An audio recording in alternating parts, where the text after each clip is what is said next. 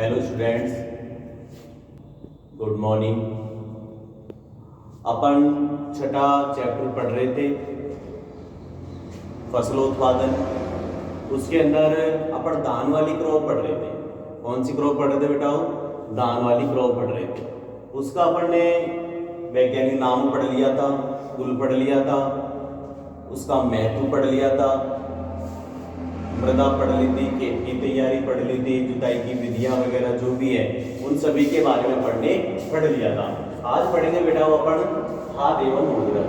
कौन सा topic point चल रहा है अपना? खाद एवं उर्वरक।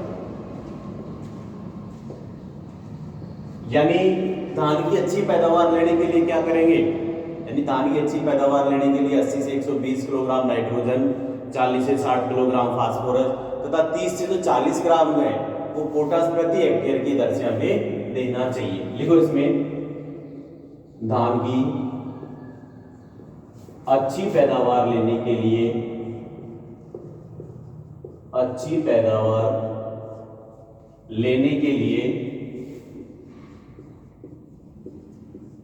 धान की अच्छी पैदावार लेने के लिए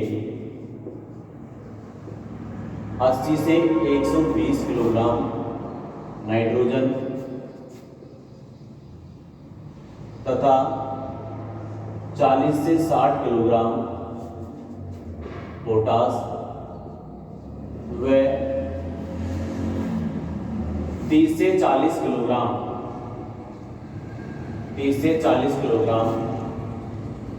K2O, यानी 80 से 120 किलोग्राम नाइट्रोजन, 40 से 60 किलोग्राम पोटास तथा 30 से 60 किलोग्राम फास्फोरस तथा 30 से 40 किलोग्राम पोटास प्रति हेक्टेयर की दर से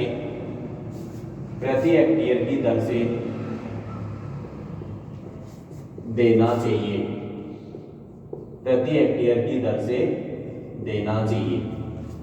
धान की रोपाई के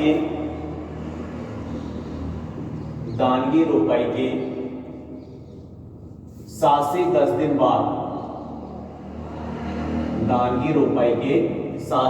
दिन बाद, कितने रोपाई बाद? यानी जब धान की रोपाई करेंगे उसके 7 से 10 दिन बाद 15 किलोग्राम नील हरित शैवाल, 15 किलोग्राम नील हरित शैवाल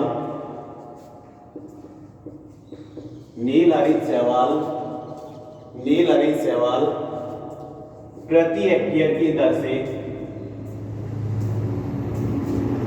से खेत में मिला देना चाहिए।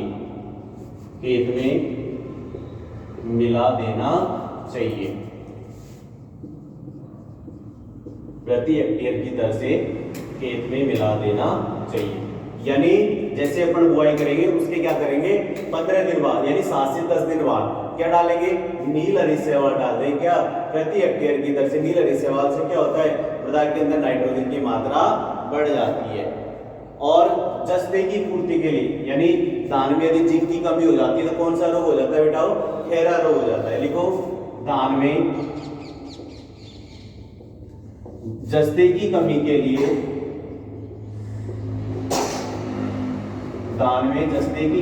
लिए 0.5% जिंक सल्फेट का छिड़काव कर देना चाहिए। ये हो गए बेटा आपके खाद एवं उर्वरक। यानी धान की अच्छी पैदावार लेनी है तो 80 से 120 किलोग्राम क्या हो गया? नाइट्रोजन, 40 से 60 किलोग्राम क्या हो गया? फास्फोरस तथा 30 से 40 किलोग्राम क्या हो गया? पोटास। की क्या देना है? प्रति हेक्टेयर की देना चाहिए। और 7 से 10 दिन बाद क्या करना है? 15 किलोग्राम नील हरित शैवाल डाल देनी है। और यदि धान में जिंक की कमी से कौन सा रोग होता है? खैरा रोग होता है। उसकी पूर्ति के लिए 0.5% किसका? जिंक सल्फेट का आप छिड़काव कर दोगे तो धान में कौन सा रोग नहीं होगा? धान में खैरा रोग नहीं होगा। अब पढ़ेंगे बेटा सिंचाई। क्या पढ़ेंगे? सिंचाई। साथ के साथ उतारते जाओ इसको।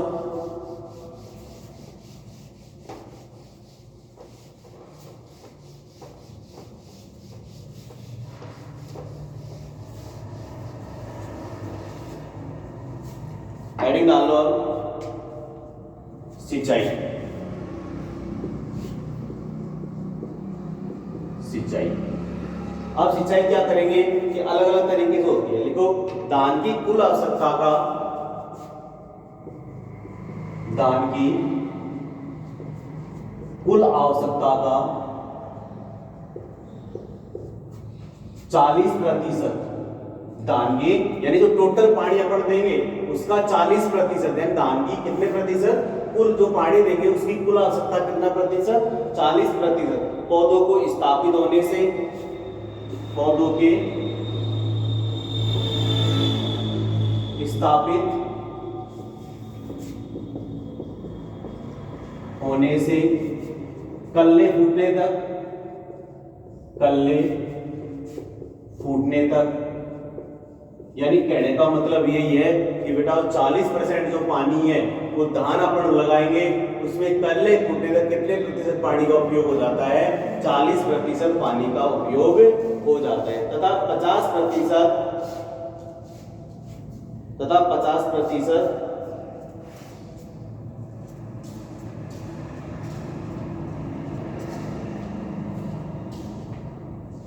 तथा 50%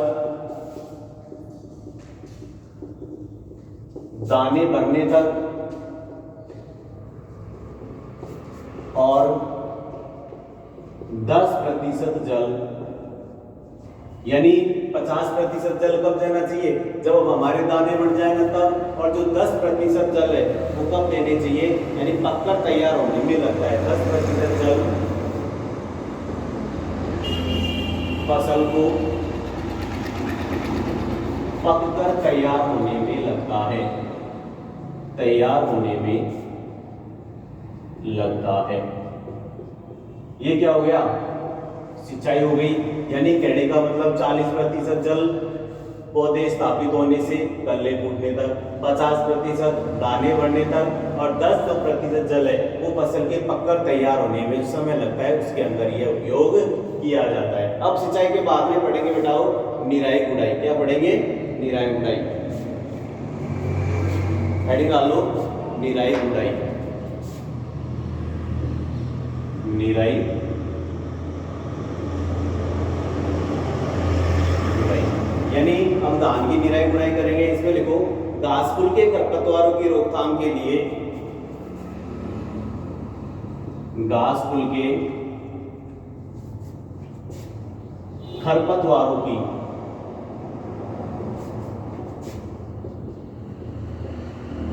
रोकथाम के लिए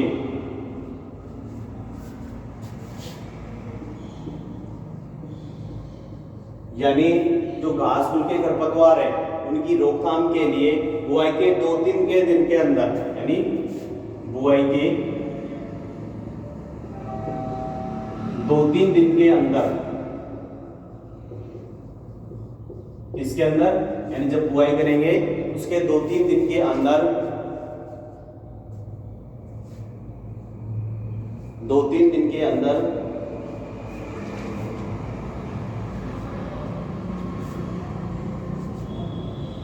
यानी जब अपन यानी घास फूल के खरपतवार रोकथाम के लिए क्या करेंगे, जैसे ही बुआई करेंगे, बुआई के क्या करेंगे 2-3 दिन के अंदर क्या करेंगे, एक दवा आती है। अब उस दवा का नाम है बेटाओ, उस दवा का नाम है क्या नाम से, उस दवा का जो नाम है वो है कि 2-3 दिन के अंदर प्रेटिक्लोर, प्रेटिक्लोर, उस दवा का क्या नाम है, प्रेटिक्लोर। क्या नाम बेटाओ, प्रेटिक्लोर एक नाम दवा है, प्रेटिक्लोर 1250 ml, 1250 ml प्रति हेक्टेयर की दर से, प्रति हेक्टेयर की दर से घोल बनाकर छिड़काव कर देना चाहिए, घोल बनाकर छिड़काव कर देना चाहिए।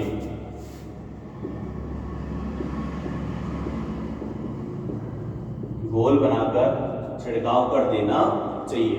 यानी अपने खरपतवार रोकथाम के लिए क्या करेंगे, 2-3 दिन के जैसे फसल की बुआई करेंगे उसके 2-3 दिन के अंदर एक दवा आती है प्रोटिक्लोर के नाम से, इसकी 1250 ml प्रति हेक्टेयर की दर से क्या बनानी है, घोल बनाकर क्या कर देना है बेटा, छिड़काव कर देना है। इसके बाद चौड़ी पत्ती वाले खरपतवारों के लिए, कौन सी खरपतवारों के लिए? चौड़ी पत्ती वाले खरपतवारों के लिए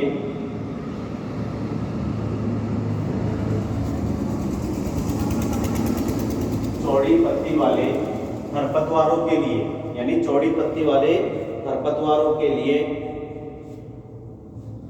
2-3 दिन के अंदर, यानी 2-3 दिन के अंदर, यानी जैसे अपन फसल की बुआई करेंगे उसके 2-3 दिन के अंदर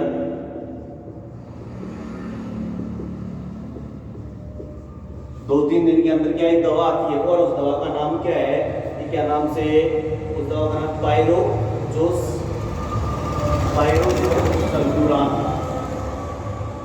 पायरोजोसल्फ्यूरान इस नाम की एक दवा आती है। कौन सी? किस नाम की?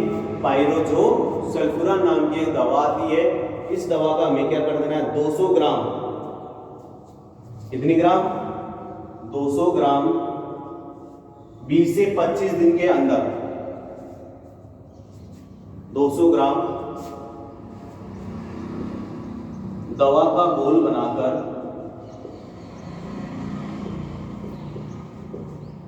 छिड़काव कर देना चाहिए। छिड़काव कर देना चाहिए। क्लियर? ये क्या हो गया? निराई गुड़ाई हो गई। अब इसके बाद में पढ़ेंगे अपन क्या नाम से? पादप संरक्षण। क्या पढ़ेंगे बेटाओ? पादप संरक्षण। साथ के साथ उतारते जाओ।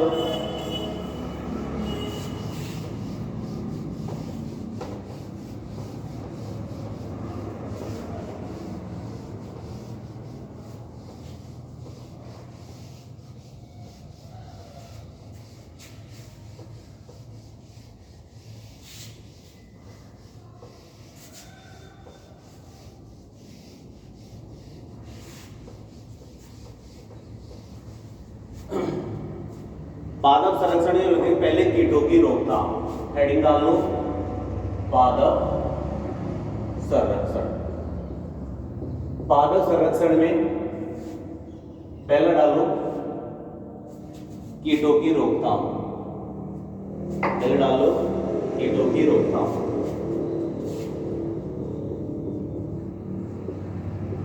कीटों की रोकथाम।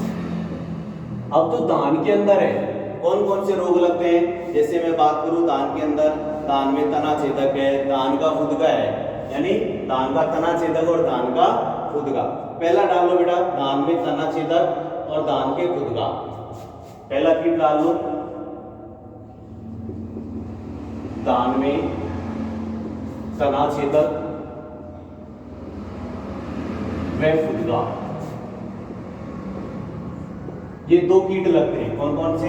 धान में एक तो तना छेदने वाला और दूसरा कौन सा रोग है? फुदका रोग। लिखो इसमें, धान में तना छेदक, धान में तना छेदक व फुदका,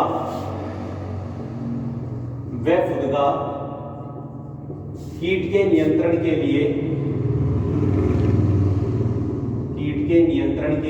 यानी इन दोनों के नियंत्रण के लिए क्या करेंगे? 20 किलोग्राम कार्बोफ्यूरॉन। नियंत्रण के लिए 20 किलोग्राम कार्बोफ्यूरॉन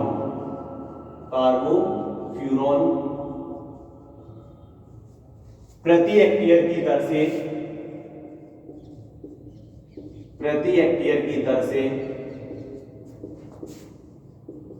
घोल बनाकर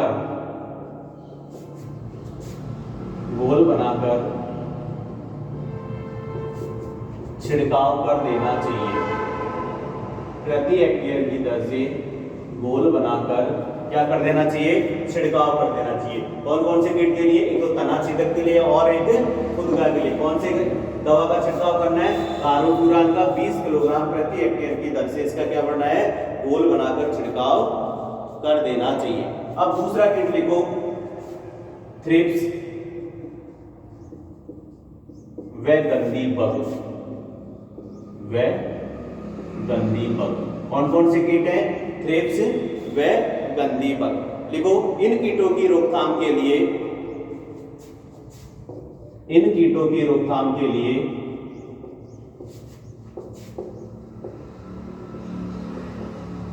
इन कीटों की रोकथाम के लिए एंडोसल्फान, कौन सी दवा आती है बेटाओ?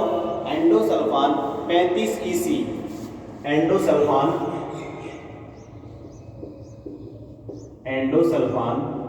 35 EC 500 ml पानी में घोलकर प्रति हेक्टेयर की दर से, पानी में घोलकर प्रति हेक्टेयर की दर से छिड़काव कर देना चाहिए, छिड़काव कर देना चाहिए। प्रति हेक्टेयर की दर से घोल बना के क्या कर देना चाहिए? छिड़काव कर देना चाहिए। उसके बाद क्या करना है कि क्या नाम से, ये हो गया हमारे कीट एवं कीट हो गए। पहले तो कौन कौन से? तना छेदक और खुदका, फिर उसके बाद में थ्रिप्स व गंदी बग, ये 4 कीट लगते हैं। अब इसके बाद में पढ़ेंगे बीमारियां कि इसके अंदर कौन कौन सी बीमारी लगती है।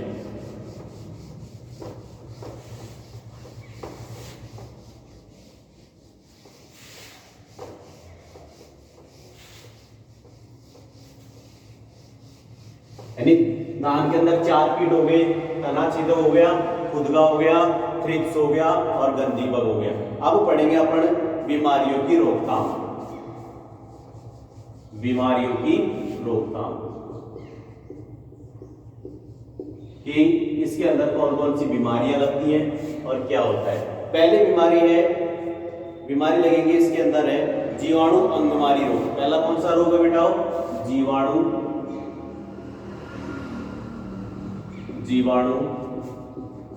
अंगमारी रोग। कौन सा रोग है? जीवाणु अंगमारी रोग। यानी एक तो जीवाणु अंगमारी रोग है और दूसरा रोग है इसके अंदर पत्ती धब्बा रोग। लिखो, जीवाणु अंगमारी रोग की रोकथाम के लिए, जीवाणु अंगमारी रोग की रोकथाम के लिए, रोग की रोकथाम के लिए जीवाणु अंगमारी रोग की रोकथाम के लिए स्ट्रेप्टोसाइक्लिन, क्या? स्ट्रेप्टोसाइक्लिन, ठीक है, एक दवा का नाम है। यानी इस रोग की रोकथाम के लिए कौन सी दवा चाहिए बेटाओ? स्ट्रेप्टोसाइक्लिन चाहिए। स्ट्रेप्टोसाइक्लिन 600, स्ट्रेप्टोसाइक्लिन 25 ग्राम प्रति हेक्टेयर की दर से, स्ट्रेप्टोसाइक्लिन 25 ग्राम प्रति हेक्टेयर की दर से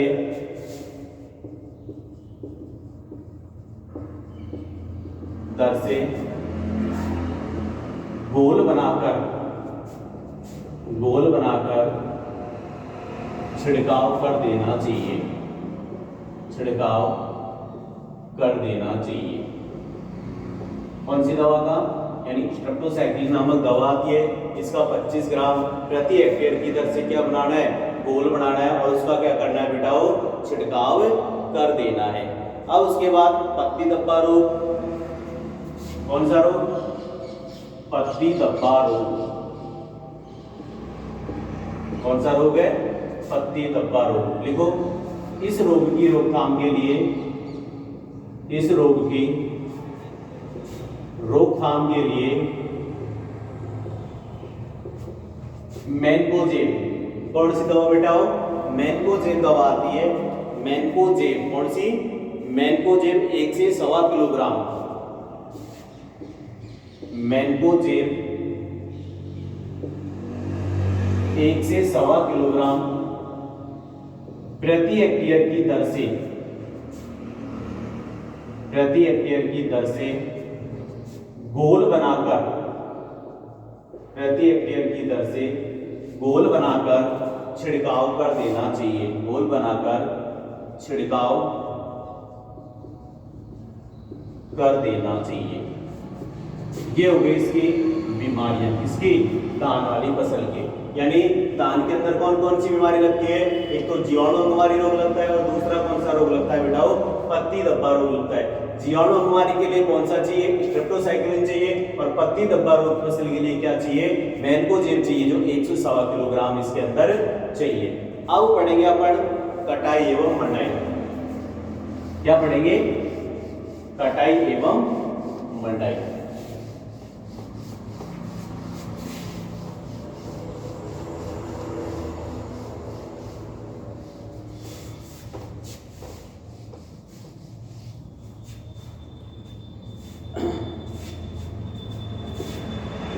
कटाई एवं मंडाई। कटाई जानते हैं फसल को काटना, और मंडाई का मतलब होता है कि धान को भूसे से अलग करना। वो क्रिया क्या कहलाती है बेटा? वो मंडाई कहलाती है, यानी फसल की कटाई और मंडाई। लिखो, जब दाने सख्त हो जाए, लिखो, जब फसल के दाने सख्त हो जाए, यानी कहने का मतलब कठोर हो जाए। क्या हो जाए? कठोर हो जाए, यानी जो दाने हैं वो क्या हो जाए?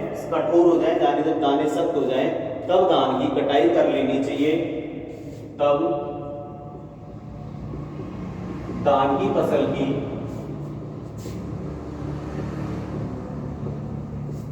कटाई कर लेनी चाहिए।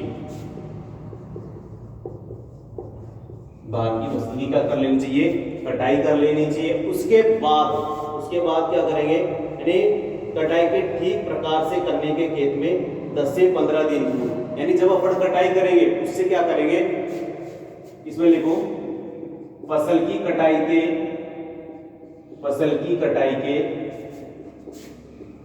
10 से 15 दिन पूर्व खेत से पानी निकाल देना चाहिए। खेत से पानी निकाल देना चाहिए।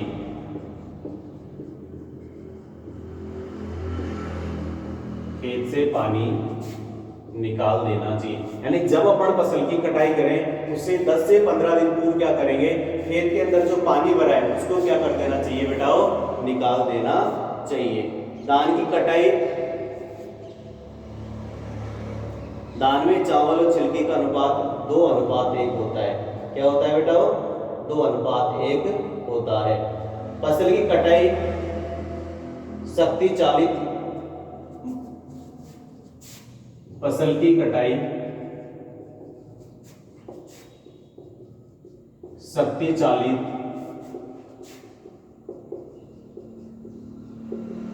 यंत्र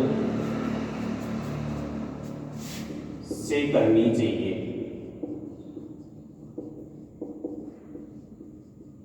दान में, यानी दान के अंदर जो दाना और जो छिलका होता है उसका अनुपात क्या होता है? दान में चावल व छिलके का अनुपात, दान में चावल व छिलके का अनुपात 2:1 होता है। 2:1 होता है। ये हुए बेटाओ कटाई और मंडाई। अब है लास्ट में उपज, यानी कितनी उपज हमें प्राप्त होती है। लिख लो उपज भी। उपज लिखो, धान के असिंचित क्षेत्रों से,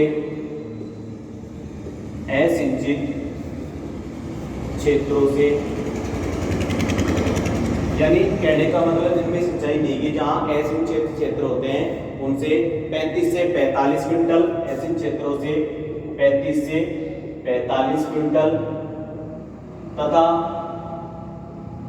सिंचित क्षेत्रों से सिंचित क्षेत्रों से 50 से 60 क्विंटल प्रति हेक्टेयर पैदावार प्राप्त होती है। पैदावार प्राप्त होती है। ये बेटाओ अपनी धान की फसल कंप्लीट हो गई। आज की जो वीडियो है इसमें अपनी पूरी धान की फसल कंप्लीट कर ली। अब कल की वीडियो अपन अगली फसल की चर्चा करेंगे, मक्का की। कौन सी क्रॉप पढ़ेंगे बेटाओ? मक्का की क्रॉप पढ़ेंगे। धन्यवाद।